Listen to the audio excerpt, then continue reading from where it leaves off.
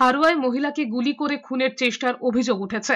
বিবাহ বিচ্ছেদের মামলা টানাপোড়েনের মধ্যে এই হামলার ঘটনা ঘটেছে বলে খবর। জানা গিয়েছে মিনাখার ধুতুরদহর বাসিন্দা অসিত সর্দারের সঙ্গে হারোয়ার মোহনপুরের বাসিন্দা শম্পা দাসের বিয়ে হয়। বিয়ের কদিন পর থেকেই তাদের মধ্যে অশান্তি শুরু হয়। এর জেরে শ্বশুর বাড়ি ছেড়ে বাবার বাড়িতে থাকছিলেন শম্পা। এর মধ্যে বৃহস্পতিবার রাতে শম্পাকে লক্ষ্য করে গুলি চালায় দুষ্কৃতীরা। চিৎকার চেঁচামেচিতে স্থানীয়রা চলে এলে পিস্তল ফেলে পালিয়ে যায় দুষ্কৃতীরা। শম্পার কোমরে গুলি লাগে। গুরুতর আহত অবস্থায় শম্পাকে প্রথমে মিনাখা এবং পরে এসএসকেএম হাসপাতালে ভর্তি করানো হয়। পুলিশ সূত্রে খবর, বিবাহ বিচ্ছেদের মামলা নিয়ে দুই পরিবারের মধ্যে টানাপোড়েন চলছিল। শ্বশুরবাড়ি থেকে অনেক টাকা খোরপোশ হিসেবে দাবি করেছিল শম্পার বাড়ির লোকজন। শ্বশুরবাড়ির পরিবার তা দিতে অস্বীকার করে। টাকার অঙ্ক কমানোর কথা বলেছিল, কিন্তু তাতে রাজি ছিল না শম্পার পরিবার। এর জেরে হামলা কিনা খতিয়ে দেখছে পুলিশ।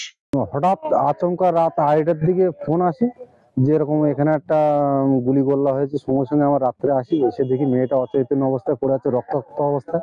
আমরা তাড়াতাড়ি করে মেয়েটাকে হাসপাতালে পাঠানোর ব্যবস্থা করি, প্রশাসনকে জানাই।